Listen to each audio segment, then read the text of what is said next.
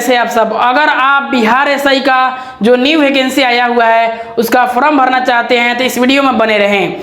जो इसका पोस्ट की बात करें तो 1799 इसमें पोस्ट आया हुआ है, ठीक है ना। अगर आप इस फॉर्म को भरना चाहते हैं तो मात्र 100 रुपये लग रहा है इस फॉर्म को भरने में। हाईएस्ट क्वालिफिकेशन की बात करें तो इसमें आपका ग्रेजुएशन पास आउट होना चाहिए। इस फॉर्म को भर के दिखाएंगे, आप इस तरीका से फॉर्म भरेंगे, कोई भी ऐसा इशू नहीं आएगा। पर देखिए अप्लाई पर क्लिक करने के बाद आप आएंगे यहाँ पे स्टेप फर्स्ट में रजिस्ट्रेशन एंड मेक पेमेंट लिखा रहता है, तो इस पर क्लिक करेंगे। स्टेप 2 और स्टेप 3 में यहाँ पे मेंशन किया जाता है, ठीक है ना। तो स्टेप 1 पर क्लिक करेंगे। स्टेप 1 पर जैसे ही क्लिक करेंगे आपको यहाँ पे कुछ बातें लिखा रहता है। इसको हिंदी में अगर समझ में आता है तो हिंदी में करके जो भी बातें रहता है वो मेंशन किया जाता है, उसको अच्छे तरह से पढ़ेंगे। देखिए यहाँ पे एज लिमिट की बात करें, कौन कौन से कैटेगरी का कितना एज लग रहा है, ठीक है ना। इसमें कौन कौन ऐसे एज वाले हैं जो इसको फॉर्म भर सकेंगे। फिर यहाँ पे आपका मेल और फीमेल के लिए यहाँ पे पैसे की बात किया जा रहा है कि कितना पैसा लगेगा, मात्र 100 रुपये लगेगा। फिर यहाँ पे टिक करेंगे और यहाँ पे प्रोसीड पर रजिस्ट्रेशन पर क्लिक करने के बाद आपका जो एप्लीकेशन डिटेल है यहाँ पे आएगा, ठीक है ना। एप्लीकेशन डिटेल पर आने के बाद देखिए यहाँ पे जो आपका पहला है फर्स्ट नेम, मिडिल नेम और सर नेम, अपना जो नाम है भरेंगे, ठीक है ना। जो नाम हो अपना फर्स्ट में डालेंगे, सेकंड डालेंगे, ठीक है। उसके बाद नेशनलिटी जो है नेशनलिटी डालेंगे। फिर उसके बाद जो मोबाइल नंबर है मोबाइल नंबर डालेंगे, ईमेल आईडी यहाँ पे डालेंगे। उसके बाद यहाँ पे स्टेट के निवासी हैं बिहार का तो यस करेंगे, ठीक है ना। जो आपका कैटेगरी आता है वह कैटेगरी फिल करेंगे। यहाँ से जो आते हैं तो यहाँ में आपका जो जेंडर होता है जेंडर डालेंगे और उसके बाद डेट ऑफ बर्थ। अगर आप बिहार में कोई भी ऐसा जॉब करते हैं तो यहाँ बताएंगे, एम्प्लॉयमेंट हैं तो। और उसके बाद एक्स सर्विसमैन या कोई रिटायर हैं तो यहाँ पे बताना है, ठीक है ना। एक्स सर्विसमैन बता रहा है। और आप बिहार के निवासी है तो यस नो में जवाब देंगे और प्रोसीड करेंगे। प्रोसीड करने के बाद देखिए यहाँ पे आपका जो फॉर्म भरे हैं यहाँ पे सब बातें मेंशन किया जाता है। यहाँ पे आप टिक मार्क करेंगे और कैप्चर कोड फिल करेंगे। आपका जो अमाउंट है मात्र 100 रुपये लगेगा। एडिट करना चाहते हैं तो यहाँ से आप एडिट कर सकेंगे, ठीक है ना। और मेक योर पेमेंट पर क्लिक करेंगे। पैसा अभी आपको पेमेंट करना पड़ेगा तब आप फिल करेंगे, ठीक है ना। तो यहाँ पे पेमेंट पर आते हैं तो यहाँ पे बहुत सारा आपका ऑप्शन रहता है। कोई भी ऐसा ऑप्शन जिस ऑप्शन से आप चाहते हैं पेमेंट करना, जैसे में हम यूपीआई क्यूआर कोड से पेमेंट करना चाहते हैं तो यहाँ से यूपीआई क्यूआर कोड से पेमेंट करेंगे, ठीक है ना।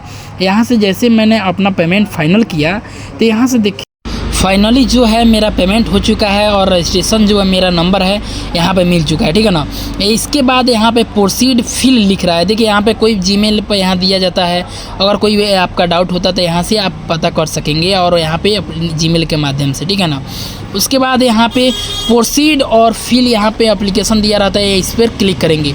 क्लिक करने के बाद यहाँ पे आएंगे और यहाँ पे आपका टिक मार्क का ऑप्शन होता है डिक्लेरेशन का, यहाँ पे टिक करेंगे और प्रोसीड फिल पर क्लिक करेंगे, ठीक है ना।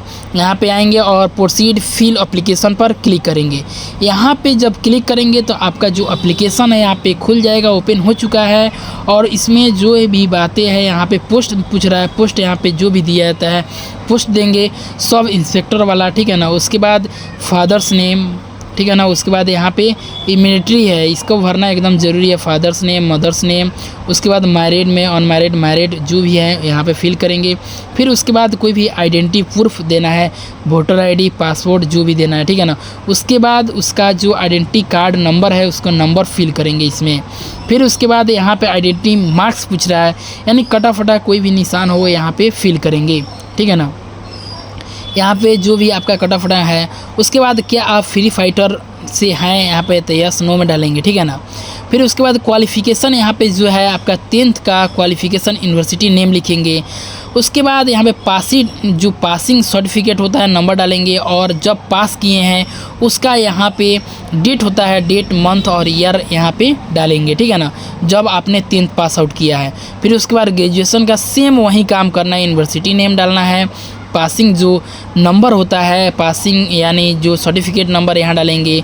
उसके बाद यहाँ पे जो है आपका कब पास किए हैं उसके बारे में डालेंगे, ठीक है ना। जैसे कि यहाँ पे बता रहे हैं उसको आप डाल सकते हैं, जो मार्कशीट रहता है उसमें सबसे ऊपर साइड में दिया रहता है सीरियल नंबर या मार्कशीट नंबर दिया रहता है, ठीक है ना।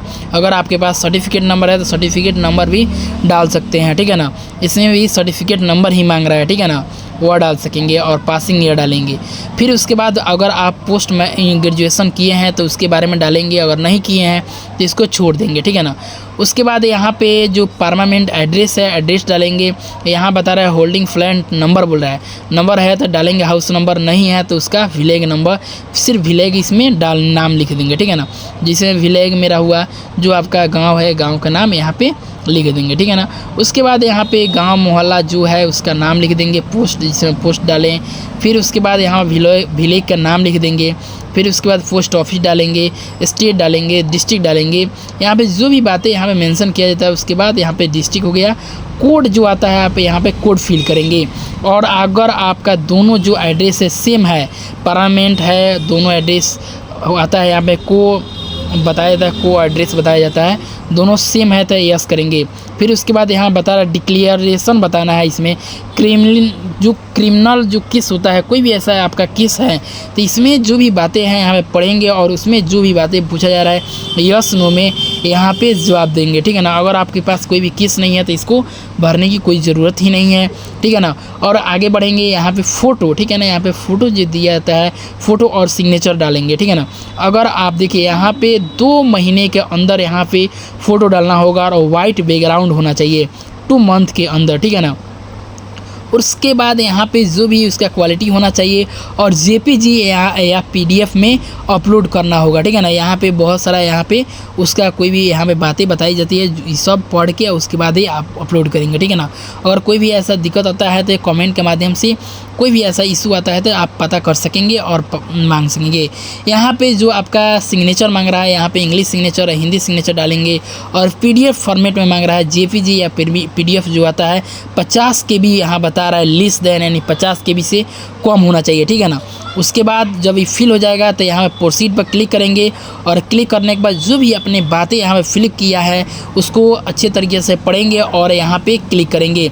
एडिट करना है तो एडिट करेंगे, नहीं तो यहाँ पे फिल करेंगे और कैप्चर कोड डालेंगे। फाइनल जो सबमिट होता है उसको सबमिट करेंगे और आपका जो फॉर्म है सफलतापूर्वक यहाँ पे भरा जाएगा, ठीक है ना। यहाँ पे सबमिट करेंगे और यहाँ पे ओके करेंगे।